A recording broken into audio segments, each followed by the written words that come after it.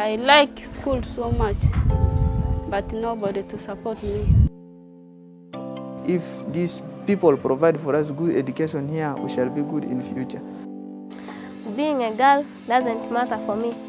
That's why I want to be also a star welder now. It's very important for children who are actually given up in life to bring them back so that they have future. Education cannot wait and shouldn't wait.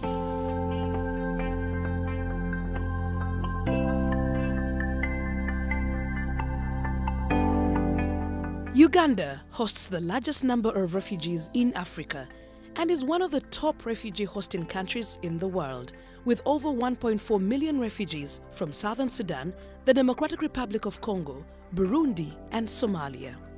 Children make up about 61% of all the refugees in Uganda.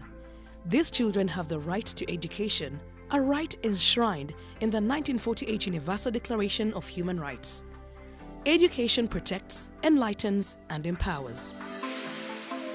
Education is a means of transformation of a child from very early age to adulthood, so that they become a transformed human being.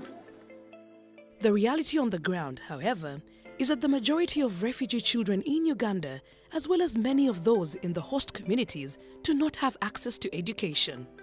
Over 350,000 refugee children, as well as 170,000 host community children in refugee hosting districts, are out of school.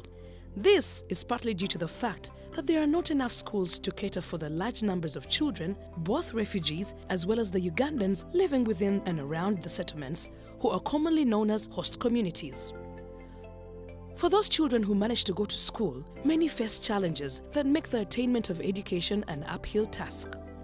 The primary schools are not enough, even secondary schools in that area. Children are congested in the classrooms.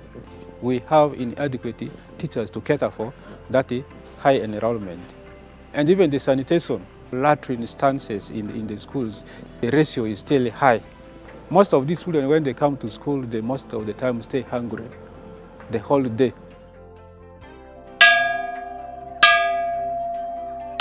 On average, a primary school classroom in a refugee settlement seats 154 children, a figure that is 3 times higher than the national standard. Our largest class this year is P3. We have around 222 children in that class. For a pupil to pass to sit behind, he or she has to climb over the desks. A number of schools also operate in temporary structures or in the open, exposing children to natural forces such as rain, wind, and dust. The situation in secondary schools is not that different. Only 11% of secondary-age refugee children and 18% of children from the host community are enrolled in secondary school. Mvepi Refugee Settlement hosts refugees from Southern Sudan, covers an area of 35 square kilometers, but has only one secondary school. Mvepi Secondary School has a general enrollment of 714 students from senior 1 to senior 4. But in average, we have 450 students attending lessons on a daily basis. Some students come from far distance.